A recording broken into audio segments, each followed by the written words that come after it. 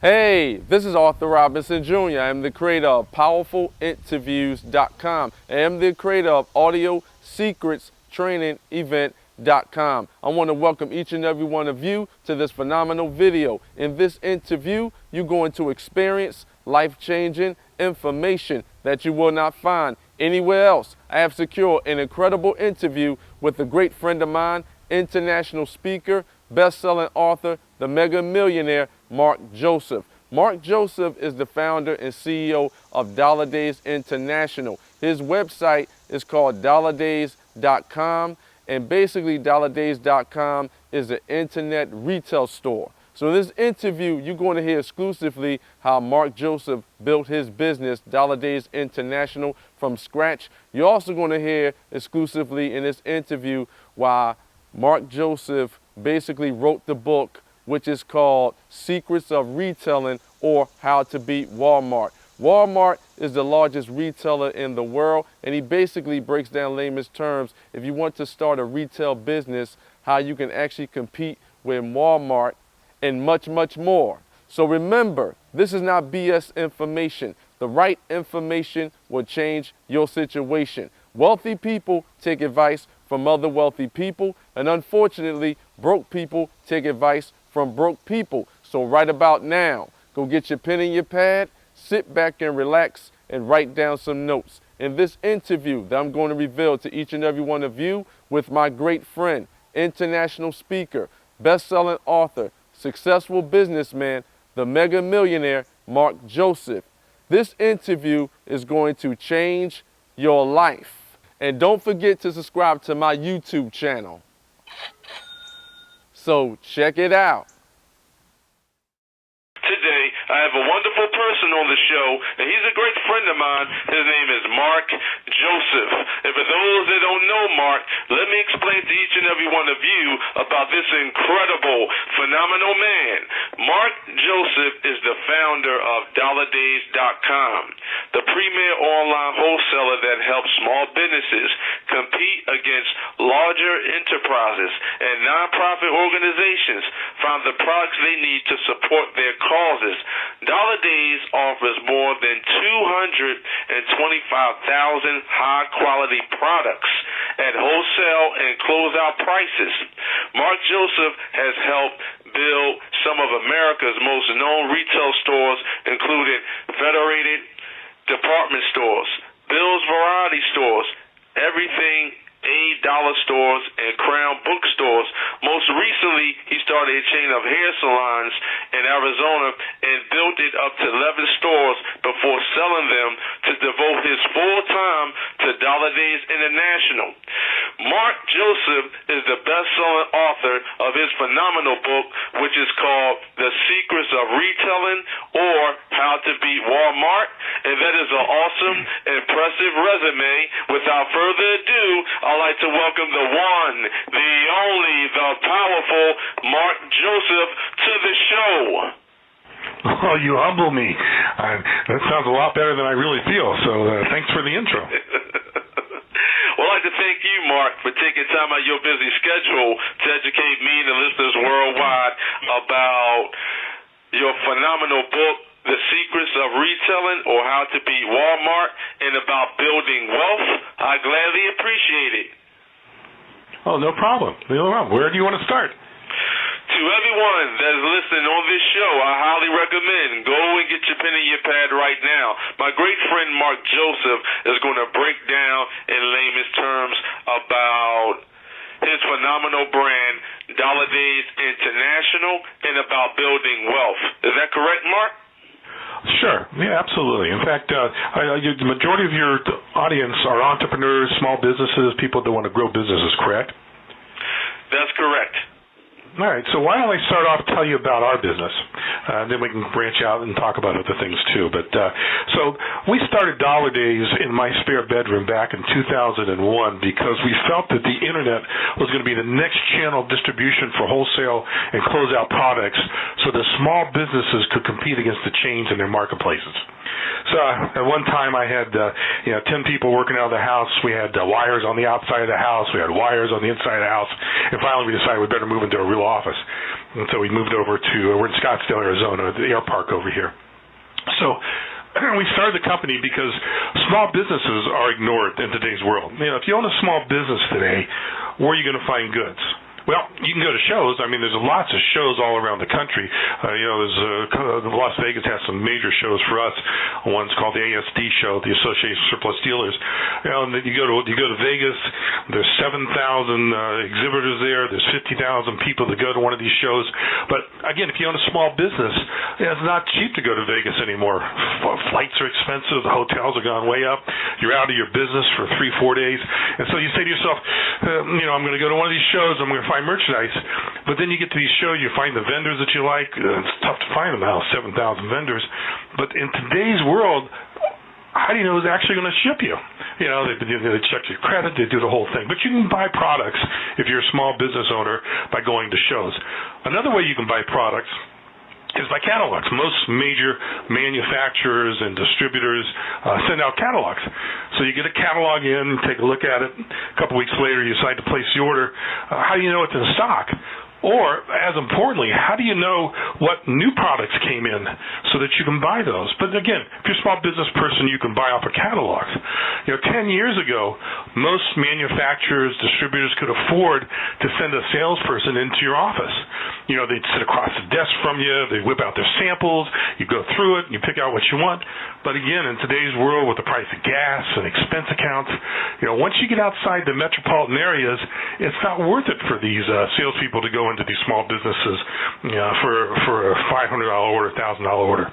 So we felt that the internet, which is a great tool, would help level the playing field and give small businesses a chance to really compete and go after products, so in their chains that they have in their towns, they can go after them with different kinds of goods and so forth. So that's the concept of our business. Now, wow. Now, Marc, you wrote the book, and it's a phenomenal book, your best-selling book, which is called The Secrets of Retailing, or How to Beat Walmart. Now, I know Walmart, 80% of Walmart vendors are overseas. What inspired you to write your book, The Secrets of Retailing, or How to Beat Walmart? And what differentiates your brand, DollarDays International, from the largest retailer, Walmart?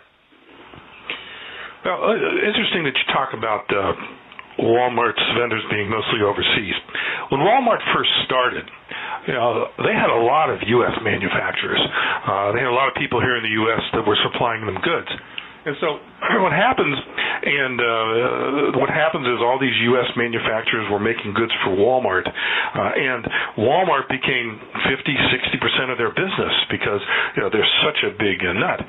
But Walmart, again, going after lowest price, and we all go after lowest price, decided that they were going to knock off these products overseas in China and Indonesia and so forth.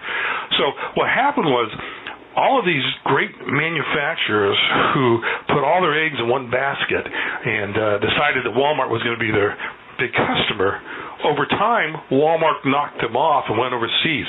So this country is littered with great entrepreneurs and businesses that went out of business because of Walmart, because they made the decision one year there was 50% of the business, next year there's zero, and all these manufacturers went out of business. So when you take a look at the chains and so forth that are here in the U.S., they all say they want to buy from U.S. manufacturers, but U.S. manufacturers got to be careful that they have a diverse kind of base that they sell into, because a big store like Walmart could be Target. I mean, it could be Macy's. If they decide to go overseas, it'll put you right out of business. So the question you asked was, how do we sell against those kinds of companies? Well, we are a wholesale and closeout company. All right, now what does that mean? Well, we carry, like you mentioned, 225,000 general merchandise products. If you walk into a Macy's or a Target or a Walmart, we carry all the categories of products you find in those kinds of stores. So basically, our customers come to our site, they buy whatever they want by the case. Our minimum order is a case of any product, and then we ship it to our customers. So customers come to DollarDays for 5 different reasons. And again, our customers are small businesses who are surviving and thriving against the chains. First reason they come to us is because of price. We carry a lot of closeouts. Closeouts are products that have been discontinued or not in the mainstream of the marketplace. So what causes closeouts? A closeout can be caused by a package change. So a major manufacturer, Procter & Gamble, decides they want to put a new package out there in all of the grocery stores and drugstores. They pull out the old packages so they can get the new ones on, and all the old packages become closeouts for another channel distribution. Another thing that causes closeouts is a big buyer, say Target, thinks that they're going to sell 30 containers worth of a product, but when it actually hits the stores, they only sell 20 containers. So somebody is stuck with those 10 containers of products. That causes closeouts. Another thing that causes closeouts is a manufacturer thinks they've got the greatest item since sliced bread. They go out and make a lot of it, but they don't sell it. That causes closeouts. So there are a lot of closeouts in the marketplace, and part of our assortment at DollarDays.com is to make sure that we have closeouts on our site so that our small independent businesses can buy those from them. They can use them in the ads when they run in the circulars in their local town. They can put it in the front of their store so customers come in and get the perception that they've got really low prices and so forth. And so one reason customers come to us is because of our price. Second reason customers come to us is because of our assortment of product.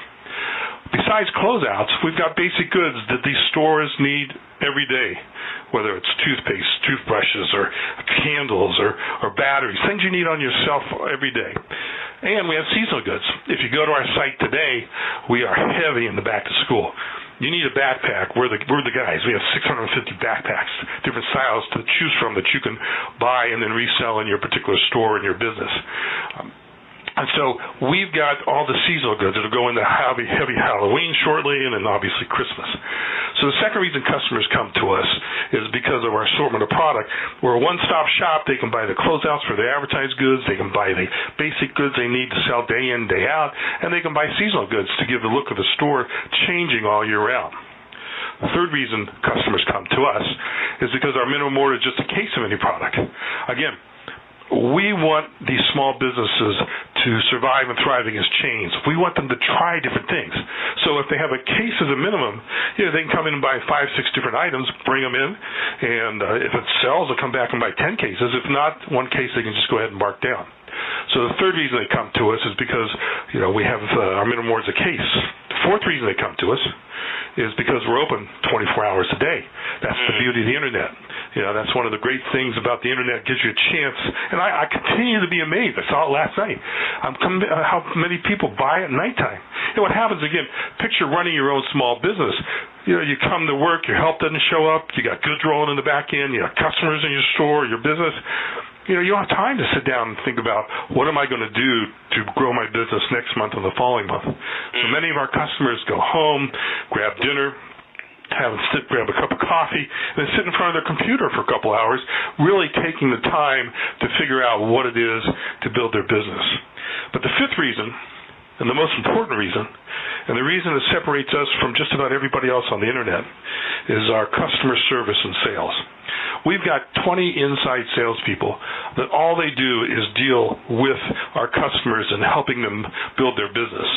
They're taking the place of the guy who used to go into these stores 10 years ago and sit across the desk from them and whip out their samples. Now, my team is on the one side of the computer, the customer's on the other side of the computer, and together they're surfing our site. They're making sure, they're letting them know that if they're a drugstore in Minnesota, what a drugstore North Dakota is selling well in, and so forth. So they let them know what the best sellers are and things like that. So our customer and service and sales is really what separates us. So in a sense, you can't really compare us to Walmart because Walmart sells by the piece at retail. Our business is selling to businesses so they can compete against the Walmarts of the world. You are experiencing a life-changing, powerful interview, and you are hearing it first from Arthur Robinson Jr.'s PowerfulInterviews.com. Now, you broke down the blueprint in regards to the Walmart brand. Now, let's just say, for example, we have entrepreneurs and business owners that have a phenomenal product, and they want to get that product into the Walmart chain. Do they have to basically set up a meeting or broker a deal with a business broker where they can set up that meeting, where they can get their product into Walmart?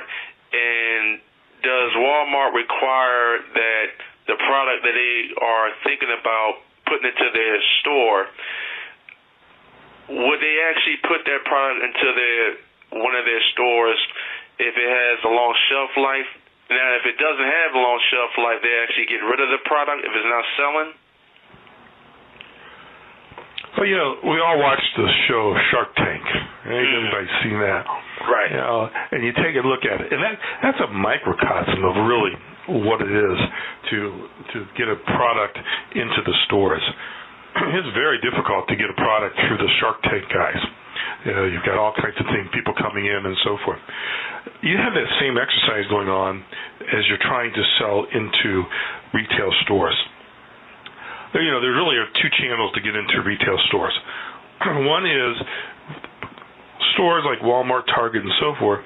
They do with brokers. Brokers may carry several different lines of products that they present to these buyers, and they take them in. So the first step is to introduce yourself to a broker who specializes in your kind of product. That's one way to get in. The second way, and the hardest way, is to do what all entrepreneurs do day in, day out. Just go after it. Find the buyers. Do your research. Let them know. Email them. Call them. Write them. Get to talk to the buyers directly. That's the way. But it's tough. I mean, when you think about it, how many great ideas are out there that don't even hit the retail shelves because they can't find the vehicle to get in there. And it's like anything else you do as an entrepreneur. You just got to you're going to get turned down 9 times, but the 10th time is the one you want to get into. And initially, it may not be Walmart that you get into. The smartest way to do is to go regional first. So, if you're living in Alabama and you got a great product, go to the regional stores in your area first.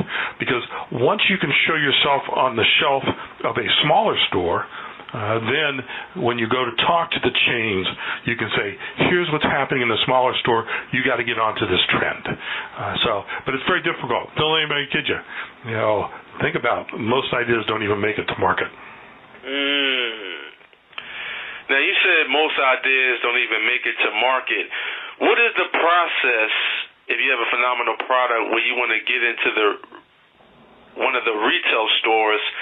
And in addition to that, how much volume does dollar stores do in the low-income areas? And I see that dollar stores are even emerging into the middle-income areas. Okay, those are two completely different kinds of questions. So let me talk about first, how do you get product, a different way to get product into stores or into selling. Now, much like the internet opened up for us a whole new channel of distribution, it also opens up for entrepreneurs who have products a whole new channel of distribution. So, for instance, there are on the internet what are called marketplaces. Marketplaces are where individuals can go ahead and sell their products through other sites just by supplying them. You step back and think about it. The biggest marketplace that there is Amazon. And they're also the biggest site. They account for 33% of the business going on the internet. I mean, where else in American history did one company account for a third of the volume that's coming through a channel distribution? So They have all kinds of programs where you can upload your products onto their sites. Obviously, there's fees and so forth, but you can do that right across the board. You can do it on all kinds. There's a dozen different marketplaces, whether it's Sears or Walmart, where you can go in and enter your product, put it on their site, and sell it through them. So whereas 10 years ago, you had to go directly into a retail store to really get distribution of your product. Today, you can go onto the internet, into a marketplace, put your products up, and start to sell. Then, many times, retail stores then pick up items that are doing well through the internet. So if I was an entrepreneur today with a product that I wanted to sell, the first thing I would do is what places onto the internet can I add my product to see if I can sell it out to the general public? That's the first question. Second question was about dollar stores and the importance of dollar stores and what they go after and so forth. If you take a look at the economy today, it's tough. I mean, don't let anybody kid you. If you're watching all of the retailing numbers coming out and all the wholesaling numbers, we are in a flat economy. Now, the interesting thing, though, is the dollar store segment is the one that is growing. So there are basically two types of stores in the dollar store segment.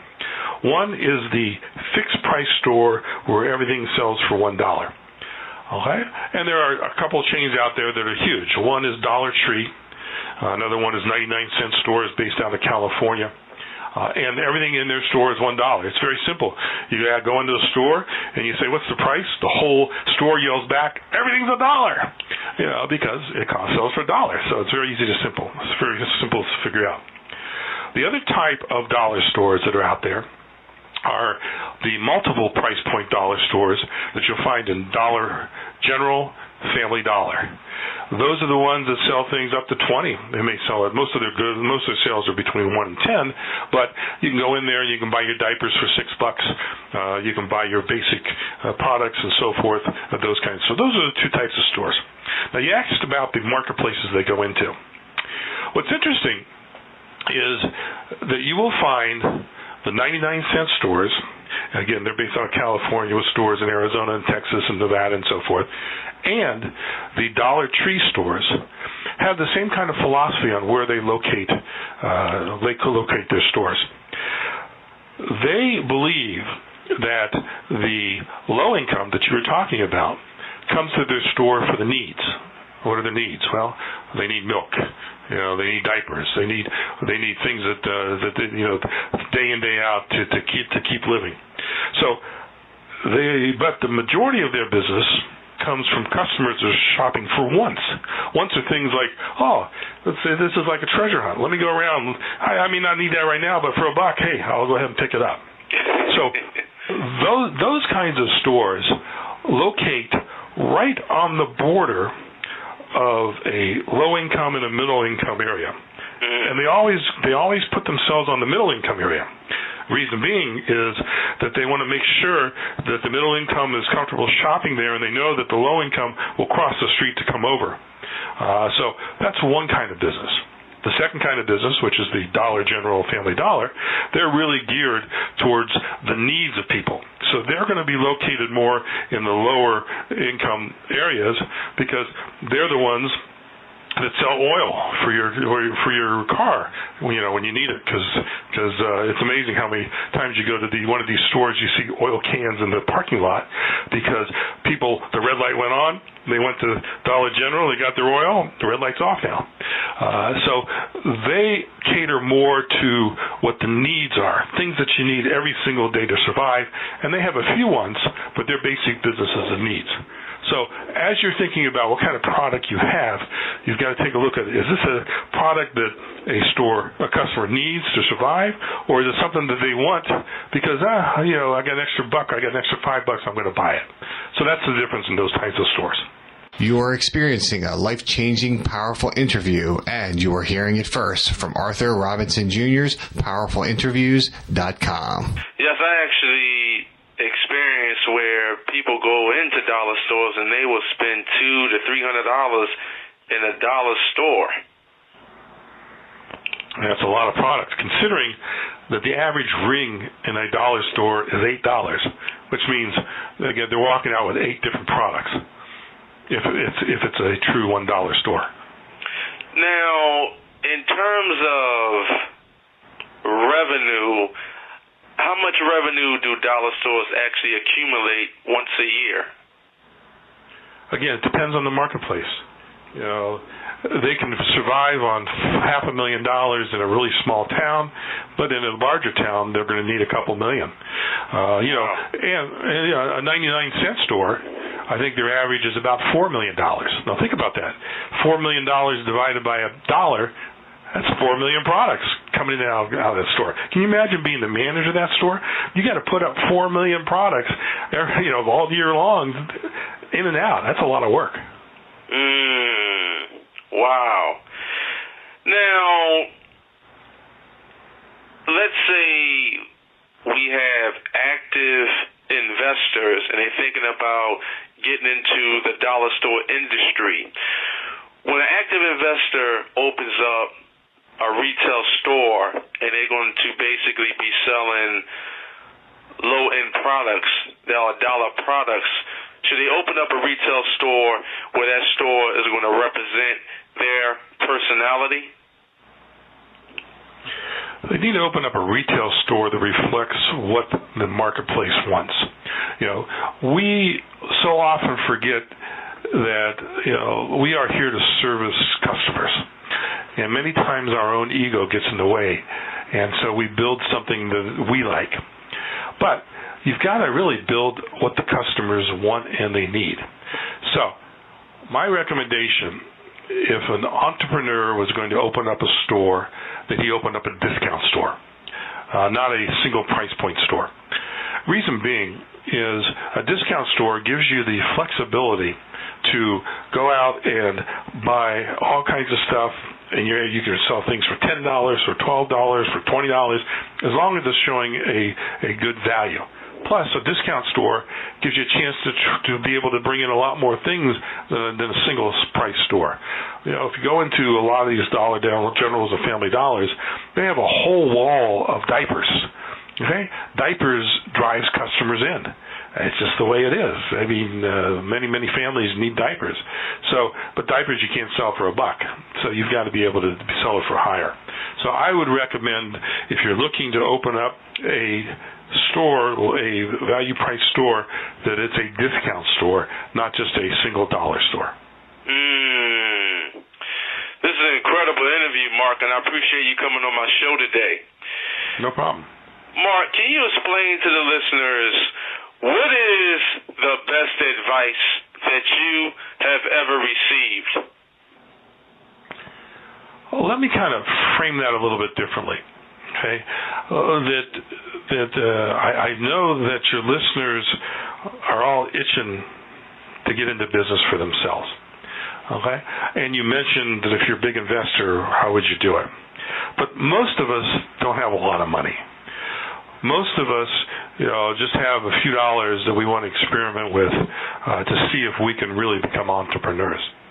So one of the things that we do at DollarDays, obviously our main business is selling into small businesses by the case, who then resell to the customers in their area at retail prices.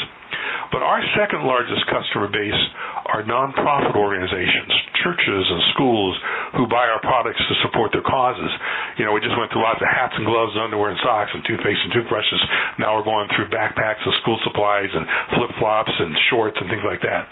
And these are really for nonprofits who are helping the homeless in their area, who are helping the underprivileged in the area, and so forth. So half of our business comes from small businesses who are growing their business, and the other half of our business comes from nonprofits who need help in stretching their dollars so that they can help more people. We have a national contract with the Salvation Army. We have a national contract with the Gospel Rescue Missions, with all the Kiwanis clubs around the country, and about a dozen other major kinds of companies. So when we look at a product, we're looking at how does it help a small business person make more money, and how does it help a nonprofit stretch their dollars. So what we have become is really a one-stop shop for entrepreneurs. So here we are with selling products, obviously, for those two groups. But we've got a couple of other interesting programs that your listeners may be helping them to get going and starting a business. One is called our dropship program. Our dropship program